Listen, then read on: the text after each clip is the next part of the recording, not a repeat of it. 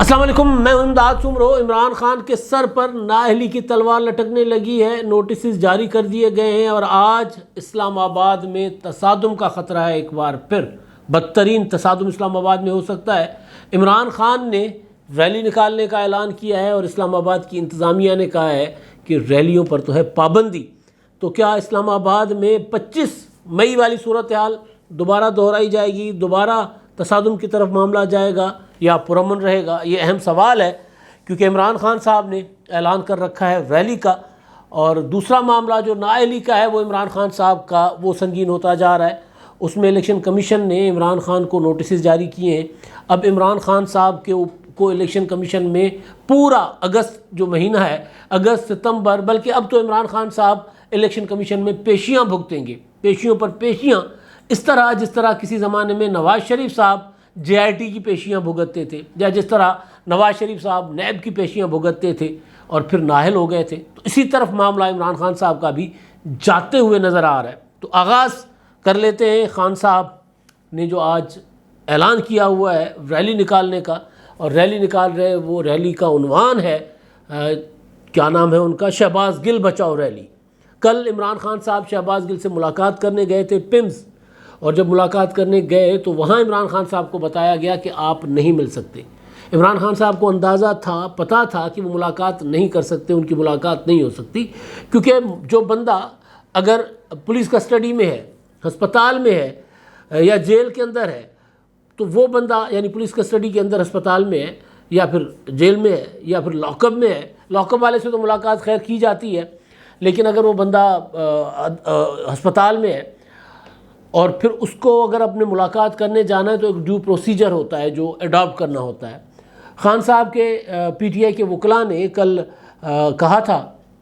عدالت میں کہ جی ہمیں ملاقات کی اجازت دی جائے۔ عدالت نے وکلاء کو تو ملاقات کی اجازت دی تھی، لیکن اس کے علاوہ ملاقات کی اجازت جو ہے وہ نہیں کسی نے لی تھی۔ تو پروسیجر جو تھا وہ اڈاپٹ کرنا تھا عمران خان صاحب نے، لیکن عمران خان صاحب نے خود ہی فیصلہ کر لیا، بنی گالہ سے چلے اور آ کر ملاقات کرنے چل پڑے۔ تو ملاقات کرنے سے روک دیا گیا عمران خان صاحب کو۔ عمران خان صاحب کو روکنا نہ بھی روکتے تو پولیس جو ہے وہ ملاقات کروا بھی سکتی تھی، پولیس کسٹڈی تھی، لیکن پولیس نے ملاقات نہیں کروائی، ہاں بلکہ نہیں ہو سکتی تھی کیونکہ ریمانڈ کا معاملہ بھی ہے۔ تو بہرحال تو خان صاحب کو بنیادی طور پر بتایا گیا کہ عمران خان صاحب اب آپ وہ نہیں رہے، اب آپ کو جو سہولیات دستیاب ہوا کرتی تھیں، میسر تھیں، کہ آپ چاہتے تھے تو تھانوں کے اندر سے، لاک اپ سے لوگوں کو چھڑا کر لے جاتے تھے، آپ کی مرضی چلتی تھی، آپ نے ابھی حلف بھی نہیں اٹھایا تھا، آپ کا بھی الیکشن کا رزلٹ آیا تھا، آپ سعودی عرب جانا چاہ رہے تھے، تو آپ کو جو آپ کے دوست تھے زلفی بخاری جن کا نام ای سی ایل پر تھا، اس کے باوجود آپ ان کو سعودی عرب لے کر چلے گئے تھے، ای سی ایل سے ان کا نام نکلوا دیا تھا آپ نے، تب آپ وزیر اعظم نہیں تھے، یہ آپ کو سہولیات دستیاب تھیں، آج وہ نہیں ہے، تو لہٰذا آج آپ نہیں مل سکتے شہباز گل کے ساتھ۔ تو عمران خان صاحب وہاں گئے، گاڑی میں بیٹھے رہے، کارکن بھی لے کر گئے تھے، اچھا خاصا جتھا لے کر گئے تھے، لیکن بہرحال ملاقات نہیں ہوئی۔ تو پھر خان صاحب نے اعلان کیا کہ جی اب میں کل یعنی آج ریلی نکالوں گا شہباز گل کی گرفتاری کے خلاف اور ان کے اوپر ہونے والے تشدد کے خلاف اور اے آر وائی کی بندش کے خلاف۔ آزادی صحافت کے عمران خان صاحب چیمپئن بنے ہوئے، یہ ویسے بڑا مزے کا خیز بات ہے کہ عمران خان آزادی صحافت کے چیمپئن بنے، اور ویسے اے آر وائی صحافت تو نہیں کر رہا تھا، لیکن اس کے باوجود اے آر وائی کی بندش قابل مذمت عمل ہے، اس کو کھلنا چاہیے۔ اے آر وائی نے کبھی بھی صحافت نہیں کی، اے آر وائی، اور خاص طور پر جب سے عمران خان اور اے آر وائی ایک دوسرے سے ملے ہیں تب سے تو بالکل بھی صحافت نام کی نہیں ہے ان کی، وہ جس طرح کا بہرحال چھوڑ دیتے اس بات کو۔ تو خان صاحب جو ہے وہ انہوں نے کہا کہ جی میں ریلی نکالوں گا، پھر انہوں نے ٹویٹ کیا اور ٹویٹ میں بتایا کہ جی ریلی جو ہوگی وہ نکلے گی اسلام آباد چائنا چوک سے اور F9 پارک تک جائے گی، اور سب لوگوں کو کہا کہ جی آپ شریک ہوں۔ تھوڑی دیر کے بعد انہوں نے ریلی کا روٹ چینج کر لیا اور انہوں نے بتایا کہ جی 0 پوائنٹ سے ریلی چلے گی اور F9 پارک تک جائے گی۔ اب یہ ریلی ظاہر ہے اس میں خان صاحب کوشش کریں گے کہ زیادہ سے زیادہ لوگ ہوں، اس لیے ریلی کا جو وقت رکھا گیا ہے وہ وہی ہے جو پسندیدہ وقت ہے عمران خان صاحب کا اور ان کے چاہنے والوں کا، ان کے کارکنوں کا۔ دھوپ نہ ہو، سردی نہ ہو، موسم موافق ہو، شام کا ٹائم ہو، لہٰذا مغرب کے بعد ریلی نکالنے کا عمران خان صاحب نے اعلان کیا کہ جی مغرب کے بعد ہم نکلیں گے۔ تو مغرب کے بعد وہ وہاں سے ریلی لے کر چلیں گے۔ ریلی میں میرا خیال ہے عمران خان صاحب خود کہیں جوائن کریں گے، لیکن F9 پارک جا کر خطاب کریں گے اور خطاب کرنے کے بعد ڈسپرس ہو جائیں گے۔ پھر کل لیاقت باغ میں جلسہ ہے، جس جلسے کے لیے درخت کاٹے جا رہے ہیں۔ اب لاڈلے بھی تو لاڈلے ہوتے ہیں نا، اب جتنا مرضی ہو، اب بھائی راول پنڈی میں لیاقت باغ میں تو خیر عمران خان صاحب کی اپنی حکومت ہے، تو وہاں وہ ویڈیوز چل رہی ہیں کہ جی خان صاحب کے لوگ جو ہے وہاں درخت کٹوا رہے تھے کیونکہ جلسے میں کوئی ویو بلاک نہ ہو عمران خان صاحب کا۔ تو آج کی جو ریلی ہے اس میں ٹوئسٹ یہ آیا ہے، ایک تو خان صاحب نے روٹ بدلا، اور روٹ بدلنے کی وجہ ہو سکتی ہے کہ انتظامیہ کے ساتھ معاملات ڈسکس کرنے کے بعد روٹ بدلا ہو، لیکن اس میں جو ٹوئسٹ آیا ہے وہ یہ ہے کہ اسلام آباد کی انتظامیہ نے، ڈپٹی کمشنر اسلام آباد ہیں میمن صاحب، ان کا نام میں پورا آپ کو بتا دیتا ہوں، یہ ہیں جناب عرفان نواز میمن صاحب۔ انہوں نے ٹویٹ کیا، انہوں نے کہا کہ جی 23 جولائی سے اسلام آباد میں پابندی ہے ریلیز پر، جلسوں جلوسوں پر، مظاہروں پر، اور اس میں کوئی 5 سے زیادہ لوگ اکٹھے نہیں ہو سکتے۔ آمرانہ پابندیاں ہیں، لگتی رہتی ہیں، دفعہ 144 لگتا رہتا ہے، اس میں یہ ہوتا ہے کہ جی لوگ کوئی اکٹھے ہی نہیں ہو سکتے۔ یہ مارشل لاء میں ایسا ہوا کرتا تھا، لیکن بہرحال ہمارے یہاں بدقسمتی ہے، جمہوری حکومتیں بھی اس کا سہارا لیتی ہیں، لیکن نتیجہ جو ہے وہ جو نوٹیفیکیشن انہوں نے ٹویٹ بھی کیا، ڈپٹی کمشنر آفس نے یہ نوٹیفیکیشن ہے جو جاری کیا گیا تھا، اس کے تحت وہ کہہ رہے ہیں کہ جی آپ ریلی نہیں نکال سکتے، تو بسم اللہ جی نہ نکالیں، روک دیں، تو روکنے کی کوشش کی جائے گی، ظاہر ہے پھر تصادم ہوگا، پھر صورتحال خراب ہو سکتی ہے، اور اسلام آباد تو پنجاب میں نہیں ہے، پنجاب میں تو عمران خان صاحب اپنی مرضی کر سکتے ہیں، لیکن اسلام آباد میں اپنی مرضی نہیں کر سکتے۔ اس لیے خان صاحب کی کوشش بھی یہی تھی کہ جو شہباز گل صاحب ہیں ان کو پمز کے بجائے راول پنڈی کے ہسپتال میں، DHQ راول پنڈی میں جمع کروایا جائے، وہاں پہ ان کو داخل کروایا جائے، وہاں پر خان صاحب کی بادشاہت ہوگی، وہاں پر وہ جو چاہیں گے، جس وقت چاہیں گے ملاقات کر لیں گے، جائیں گے، پوچھ کر آئیں گے، جو بھی یعنی عمران خان صاحب کرنا چاہیں گے وہ ان سے میل ملاقات کر کے کر لیں گے۔ تو کل خیر خان صاحب نے ایک بڑا الزام بھی لگایا تھا، وہ انہوں نے کہا تھا کہ شہباز گل کے ساتھ جنسی زیادتی بھی ہوئی ہے، تشدد تو ہوا ہی ہوا ہے، جنسی زیادتی ہوئی ہے، اور میرے پاس اب ثبوت آ چکے ہوئے ہیں، ڈیٹیلز آ چکی ہیں، تفصیلات آ چکی ہوئی ہیں۔ تو بہرحال اب وہ کون ملوث ہیں سوال کر رہے تھے، اگر تفصیلات آ چکی ہوئی ہیں تو پھر آپ کے پاس نام بھی پتہ ہوگا کہ کس کس نے کیا ہوگا، کس ادارے نے کیا ہے یہ جو کچھ عمران خان صاحب الزام لگا رہے ہیں۔ تو بہرحال تو جو 25 مئی کو ہوا تھا، خدشہ ہے کہ ایسی صورتحال بن سکتی ہے، کیونکہ حکومت کے جو تیور ہیں، یا جو ڈپٹی کمشنر نے فوراً یہ جاری کر دیا، پرانا نوٹیفیکیشن پبلک کر دیا کہ جی اسلام آباد میں تو پابندی ہے، آپ کس چکر میں آپ نہیں ریلی نکال سکتے، نہیں مظاہرہ کر سکتے۔ تو اب دیکھیں ان کو روکا جائے گا یا پھر رکاوٹ ڈالی جائے گی تاکہ لوگ کم آئیں، یا پھر آزادی ہوگی، کھلی چھوٹ ہوگی تو عمران خان صاحب ریلی نکال کر چلے جائیں۔ ایک اور معاملہ ہے اس کے ساتھ جڑا ہوا، وہ ہے اسد عمر صاحب نے ایک ٹویٹ کیا، انہوں نے کہا کہ جی میرے گھر پولیس آئی تھی کچھ دیر پہلے، موبائل پولیس کی آئی، اور کام کرنے والوں سے پوچھا کہ اسد عمر یہاں رہتے ہیں، دیکھتے ہیں کیا ارادہ ہے ان کا، کیونکہ پنجاب میں مسلم لیگ نون کے جو لوگ ہیں 12، جس میں رانا مشہود صاحب ہیں، عطا تارڑ صاحب ہیں، اور سیف الملوک کھوکھر اور دیگر قائدین، سردار اویس لغاری، ان سب کے نام ہیں، ان سب کے وارنٹ جاری کیے اور ان کے گھروں پر چھاپے پڑ رہے۔ تو وہ خبر کل ظاہر گرم تھی، تو یا تو اسد عمر صاحب نے بیلنس کرنے کی کوشش کی ہے کہ اسلام آباد میں اگر پنجاب میں ہمارے خلاف کارروائیاں ہو گئی ہیں تو ہم نے کارروائیاں شروع کر دی ہیں مخالفین کے خلاف، تو اسلام آباد میں ہمارے خلاف کارروائیاں شروع ہو گئی ہیں، یہ ہونا تھا اس طرح کا مقابلہ۔ تو اسد عمر شاہ صاحب نے شاید یا یہ ظاہر کرنے کی کوشش کی ہے، یا پھر یہ کہ جی میرے پیچھے بھی ہیں، میں بھی مصیبت میں ہوں، خان صاحب میں بھی آپ کے ساتھ ہوں، لہٰذا مجھے بھی ٹارگٹ کیا جا رہا ہے، کیونکہ اسد عمر صاحب جو ہے وہ ایک اور معاملے میں بھی اب ٹارگٹ میں ہے، ایک اور اپنا ان کو مصیبت ان کے سر آنے والی ہے، اس پر بھی میں آتا ہوں۔ تو خان صاحب، اسد عمر صاحب نے یا تو خان صاحب کو بتانے کی کوشش کی ہے کہ جی وہ شہباز گل ہی نہیں، آپ کے باقی ساتھی ہی نہیں، میں بھی اس میں ہوں، نشانے پر ہوں۔ تو اس پر اسلام آباد پولیس نے اسد عمر صاحب کا یہ جو خواب تھا کہ عمران خان صاحب کو بتائیں کہ جی میرے گھر پر بھی چھاپے پڑ رہے ہیں، انہوں نے وہ چکنا چور کر دیا۔ اسلام آباد پولیس کا ایک ٹویٹ آیا، انہوں نے وضاحت کی ہے، اور پولیس کہتی ہے کہ اسد عمر کی طرف سے چھاپے کے متعلق ٹویٹ کی مکمل تردید کرتے ہیں۔ اسلام آباد پولیس واقف ہے کہ کون سا رہنما کہاں رہتا ہے، حکومتی ادارے کے خلاف غلط پروپیگنڈا افسوسناک اور چند لوگوں کی طرف سے جھوٹی مہم کا حصہ ہے۔ اب یہ جو مہم اسلام آباد پولیس کے خلاف چل رہی ہے مسلسل، کہ شہباز گل کو تشدد کیا گیا پولیس کسٹڈی میں، پھر عمران خان صاحب نے کہا کہ اسلام آباد پولیس کہہ رہی ہے کہ شہباز گل کو تشدد ہم نے نہیں کیا، لیکن شہباز گل کے ساتھ تشدد بھی ہوا ہے، جنسی اپنا ذہنی جسمانی تشدد کے ساتھ ساتھ ان کو جو ہے وہ جنسی زیادتی کا شکار بھی بنایا گیا ہے۔ اسلام آباد پولیس کہہ رہی ہے ہم نے نہیں کیا تو کس نے کیا؟ تو خان صاحب وہ جو ان کا پی ٹی آئی کا ایک مسلسل ایک بن رہا ہے نا وہ بیانیہ، تو اس پر الیکشن کا اپنا یہ جو اسلام آباد پولیس ہے وہ کہہ رہی ہے کہ جی ہمیں نشانہ بنایا جا رہا ہے، ہمارے خلاف پروپیگنڈا کیا جا رہا ہے۔ تو اسد عمر نے جو ٹویٹ کیا تھا اس کی انہوں نے تردید کر دی، اور بات ٹھیک ہے۔ جیسے ہی وہ ٹویٹ پڑا تھا تو ہم بیٹھے ہوئے تھے تو کسی دوست نے کہا تھا کہ یار یہ کوئی عام آدمی تو نہیں ہے نا اسد عمر